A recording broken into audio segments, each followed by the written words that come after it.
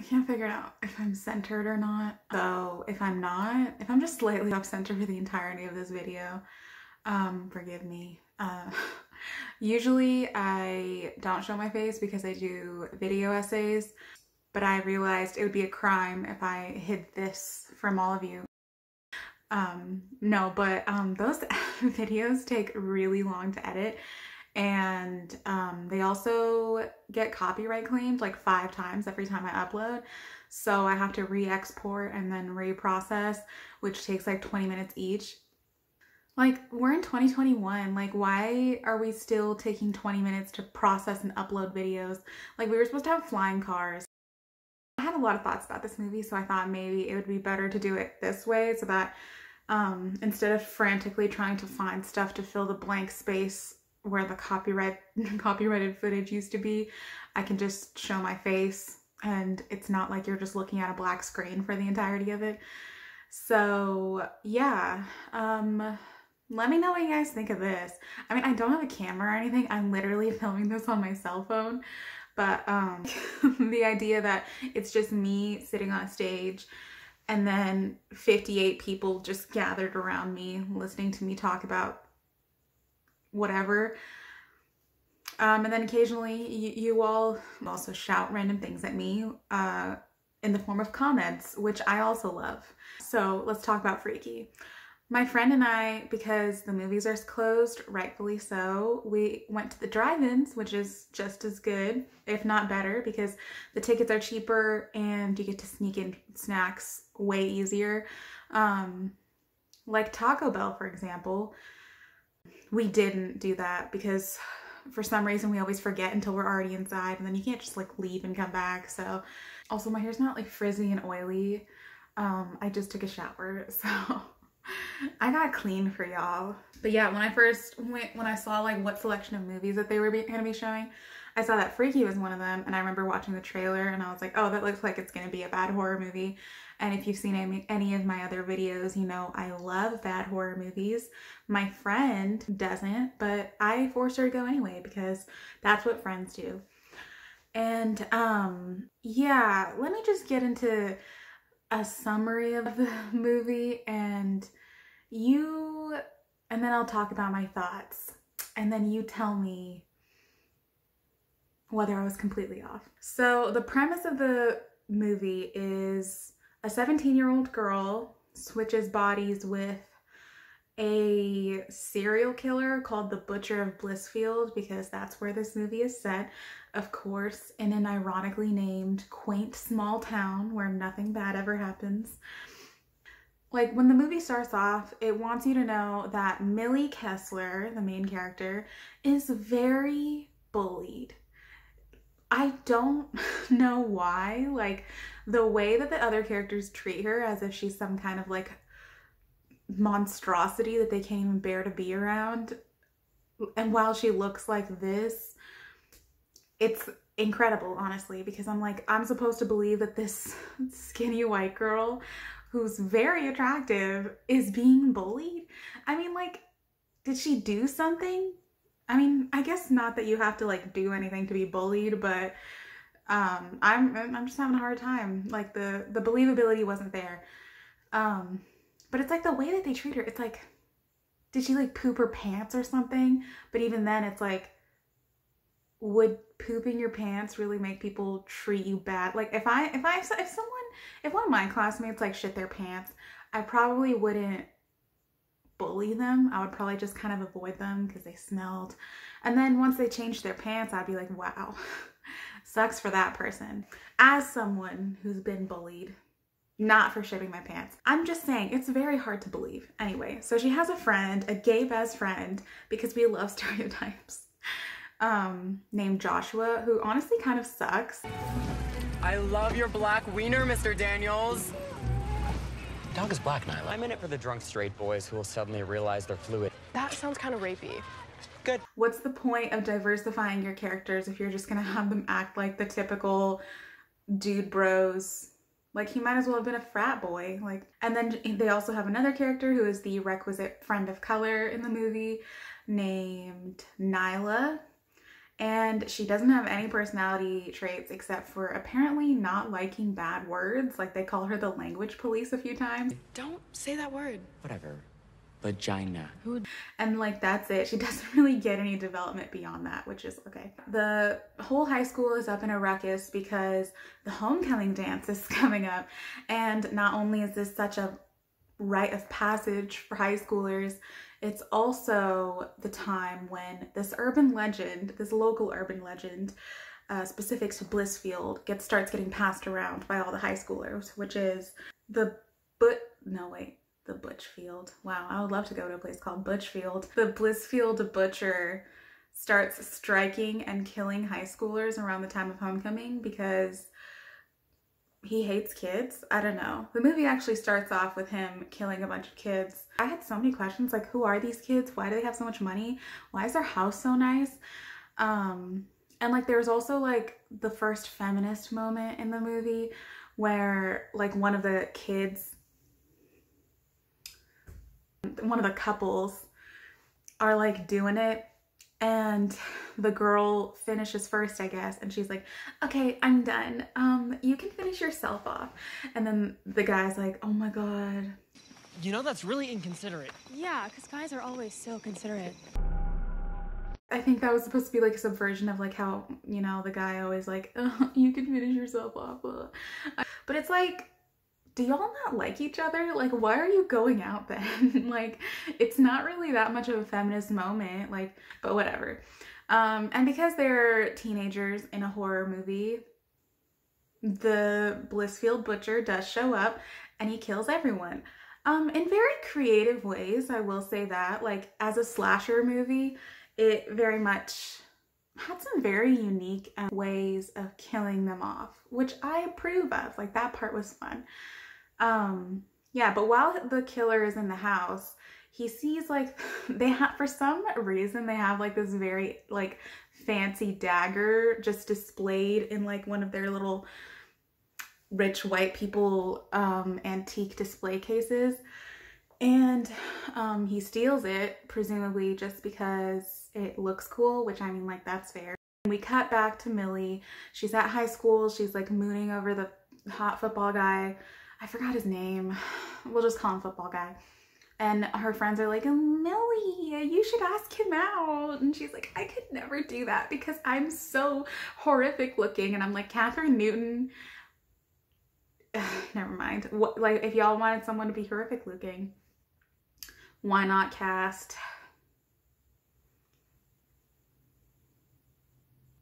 wow, pretty privilege is real. There's really like no ugly actors. I'm just kidding. There are, but I don't want to be canceled, so.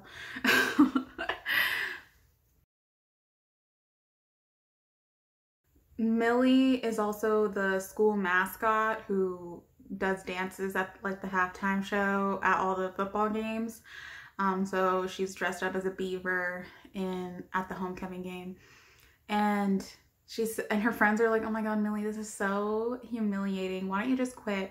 And she's like, I can't. I need extracurriculars for my college applications. And I'm like, okay, what college is gonna like the fact that you were a school mascot as an extracurricular and like accept you for that?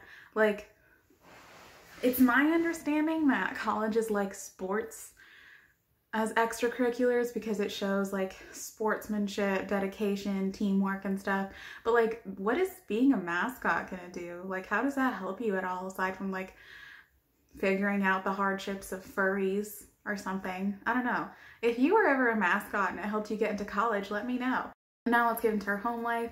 She has an alcoholic mother because her dad died, which is already a great essay for your college applications, right? Like, you don't need to dress up as a mascot. You can just write about how that helped. No, I'm just kidding. That's not funny, but I'm just saying, like, that's like, you're guaranteed to get into college. You just write about like your tragic backstory, you know? But anyway, so yeah, her mother is an alcoholic, which, I mean, it is a disease, but the way that the movie treats it, it's basically just like a way to make you feel worse for Millie, and also just like write the mom off as being spacey and irresponsible. And then she has a sister who's a cop in 2020. Like, I know this movie was probably created before, but like, a cop anyway. And she also sucks. Like, she hates the mom for like whatever reason. It's not even really that clear, like what she hates her for being an alcoholic, but I don't know. So yeah, the game is over and Millie's waiting for her mom to pick her up, but her mom is like lost in the bottle, so she doesn't show up. So Millie's just waiting there by herself for like hours. And I'm like, are there no chaperones? Like, what's going on here? But whatever, it's fine. It's a bad horror movie. I understand what we're doing here. Because then the Butchfield Blister, the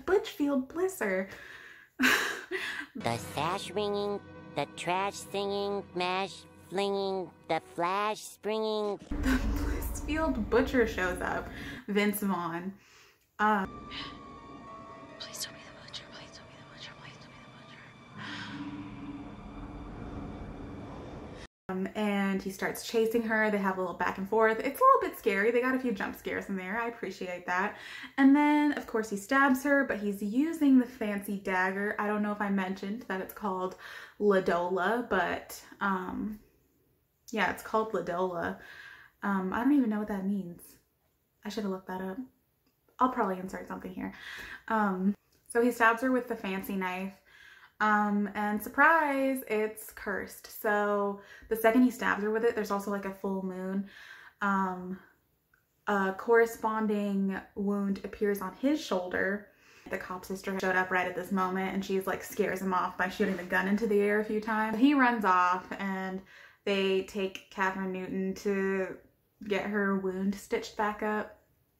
And they take the dagger, which Vince Vaughn conveniently dropped right then and there, and put it in police evidence, lock it up, you know? And the next day they wake up and Vince Vaughn and Millie have switched bodies. And they both decide that the best place for them to go is to the high school. It makes sense for Millie, like it makes sense for the butcher as Millie to go to high school because like that's where he's supposed to be, even though she just got attacked last night, so whatever. So he decides to go to high school. And Vince Vaughn also decides to go to the high school. I don't know why. Like, he's like a grown-ass man. There's like there's a bunch of police sketches of his face everywhere. So like for some reason, everyone immediately recognizes him just based off of these shitty police sketches alone. So everyone just starts chasing him everywhere. But anyway, he goes to the high school, takes a shower in the female locker rooms. Oh, and then for some reason, oh, here's another thing. We get like one of the first commentaries, probably unintentional commentaries, on gender that the movie makes. Because the butcher dresses Millie up in a way that everyone instantly thinks is super hot. Like, and I don't get it. Like, he just puts her hair into like a high ponytail and then she wears like jeans and a leather jacket. Like, why is that so hot to everyone? Is it just like his persona, like how he's carrying himself? And it's like, what is the movie trying to say about gender and how we perceive people and like the way that they've been social? I don't know. We'll get into it. Millie finds her friends and tells them in a hilarious sequence, which was, I mean, it was supposed to be hilarious. I didn't laugh. That no, she's actually Millie in Vince Vaughn's body. And she proves this by doing the mascot dance, which, I mean, I feel like, couldn't anyone know that? Like, they probably put it on YouTube or something, but whatever. But like, that's the thing that convinces them at the end. So Nyla and Joshua are now like, okay, yeah, Millie is stuck in the butcher's body, and now the butcher is stuck in Millie's body. But the butcher actually likes being in Millie's body because nobody suspects him of ever doing anything evil, because no one ever suspects pretty little white women. So yeah, he kills one of Millie's bullies who's named Ryler. Ryler. So he kills Ryler by locking her in a cryotherapy tank and freezing her body. And I'm like, what high school has a cryotherapy tank? And then beyond that, because then Millie as Vince Vaughn finds her and drops her body by accident, so she breaks into a million pieces. So like, not only does this high school have a cryotherapy tank, it's also high powered enough to freeze a human body within like minutes. Like, okay. And then the butcher also kills Millie's woodshop teacher, which I'm okay with because he was a dick. Like, he deserved it. His death sequence, great. Classic slasher. There's like this sequence in between where they're trying to get like a mask or something for Millie to put over Vince Vaughn's face so that people don't recognize him. But I'm like, how is it less conspicuous to be wearing a whole Halloween mask when it's not Halloween? Just walking around as like a grown-ass man. I don't know. And then like while they're there, Vince Vaughn as Millie has like a very touching conversation with her mom, Millie's mom, the alcoholic one, about like the loss of the dad and stuff. And then, you know, it's supposed to be a growing, touching moment, which I'm pretty sure they just threw in there so that we would think, oh wow, what a touching movie. It's funny, but it also has heart. That's what they thought I would think, but really I just think it was really dumb. It was like dumb. It was stupid. And then Millie's mom obviously starts hitting on Vince Vaughn, and Vince Vaughn's like, oh my god, I'm a serial killer. And also, you're my mom. Whatever. So they follow Millie, they catch her, they tie her up, but while they're there, they also knock out the football crush. Just, I guess, to inject some romance into this already very convoluted plot. And they also tell the football crush, like, hey, this isn't a 40-year-old serial killer, this is Millie.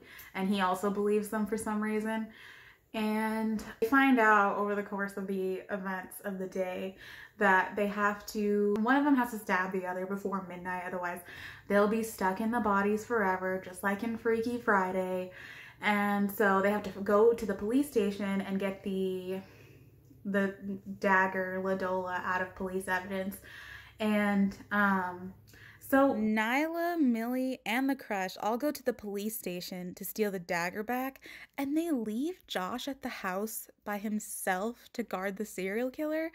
And then, like, when they get to the station, Nyla ends up going into the police station by herself anyway, and then both Millie and Josh, no wait, that's not him, both Millie and the football player are just sitting in the car like lumps. Like, why did they all have to come? At least one of them could have stayed behind and helped Josh, but whatever. They had to have a romantic moment in the back of the car, which they do. Yes, in the back of the car while Millie is in this 40-year-old serial killer's body.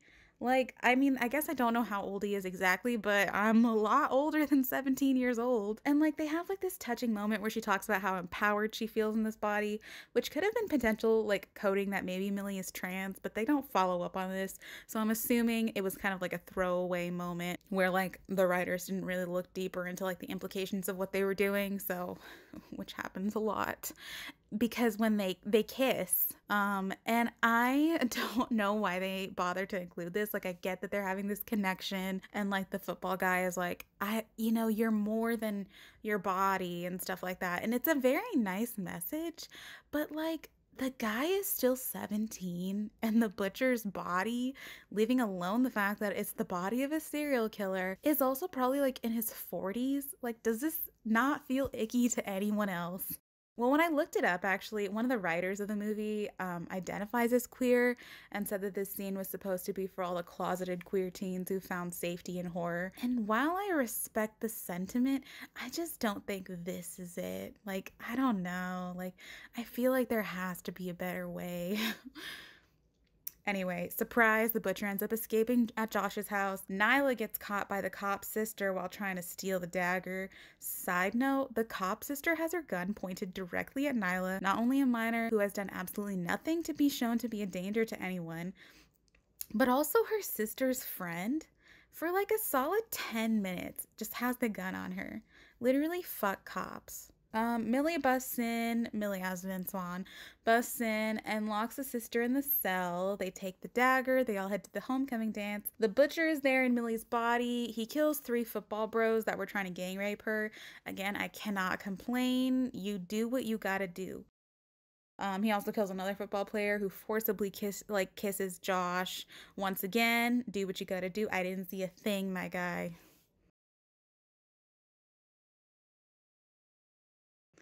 Eventually, they all converge. Millie stabs the butcher. They switch back, and the cops show up to shoot him like 8 times. But this is a slasher movie, so he has to return for one last scare. At this point, Vince Vaughn starts monologuing about, "You're still so scared, Millie. You know, you got your body back, but you're still scared. You still have anxiety. I've been in your head, Millie. I know how you think." Which also brings up a lot of like different questions about the whole body switch, because they had established that when they switched, their minds were completely their own. But am I supposed to believe that because Millie has anxiety, that when the butcher went into her body that he also had anxiety and he was also experiencing that? And does that mean he also had some of her memories? Because then he could have just proven to the friends that he was Millie by also doing the mascot dance, but obviously not. And you know, I think it was supposed to be in there again for like another feminist empowering moment. It just wasn't very deserved, you know? And then there was like a scene that gave me Endgame flashbacks when all the blondes in the Kessler household show up to stop him. And Millie stabs him in the chest with a table leg. The end. So, I already touched on a lot of my issues while I was talking about the movie, but my main thing is like, what is the movie trying to say about gender? Like, they switch bodies and like, and the butcher is very effeminate, and Millie with the butcher inside acts very hot. Like, everyone thinks he's super hot. So is the movie trying to say that cis men are better at being women than women, or that they're just hotter? Because I wouldn't be comfortable calling this like a trans woman narrative, because this guy's literally a serial killer. I will still say that this is a cisgender man. I don't know. It's kind of messy when you get into that part. So I'm just kind of, that's as far as I'll go. I'm not going to touch the rest of it. And most of what I think it does end up saying about gender is unintentional. Like, I don't think they meant to be saying anything about gender like that, aside from that whole kissing scene in the back of the car with Millie in the butcher's body and her football crush, trying to say that gender doesn't matter or whatever. Just still weird. Like, age is not just a number, though. Also, I've seen some reviews praising how Vince Vaughn convincingly acted out being a 17-year-old girl. He doesn't really do a good job, because Millie as the butcher shows so much more personality than Millie does when she's in her own body. Like, so much more personality and way better comedic timing and everything. She is very bland and boring when she's just Millie in her own body, but somehow when she's in the butcher's body, she's very like expressive and funny and emotional. They were trying to show like the differences. Like, I know Vince Vaughn was probably trying to act more expressive to delineate to the audience that, hey, I'm a 17-year-old teenage girl right now. Instead, it kind of just highlighted how boring Millie was, because like, that's just not how she acts. I don't know. I think it had the bare bones of something that could have been good, but it kind of like stumbled over the finish line, and then everyone's praising it for what boils down to like a good premise. But I wouldn't say it wasn't enjoyable. If you like slasher movies, it's like fun and fresh. And I really did enjoy the death scenes. I just had some problems with the stuff that they seemed to like kind of take for granted with the premise. But yeah, let me know if you watched it and what you thought. I'm open to different perspectives. Thank you for 48 subscribers, and thanks for watching.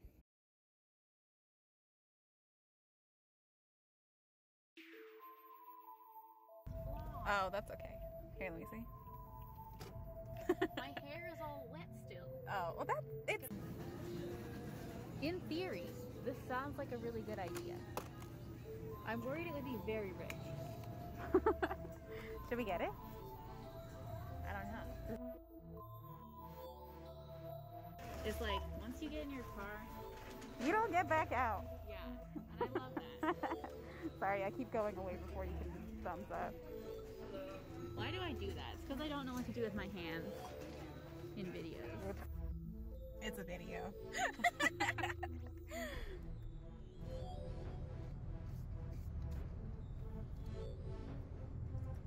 The way I don't know how to vlog. I'm just taking. Is it not supposed to be like horizontal? You know what? You're so right. Hold on. You'll have to redo all your vlogs. We're gonna go back to Trader Joe's. Yeah. I mean, it'll just. I'll just have to put it in the video that I don't know how to vlog. It makes me cute and quirky. This really does look like a haunted road. This will make for great haunted footage. We're switching to some found footage type shit.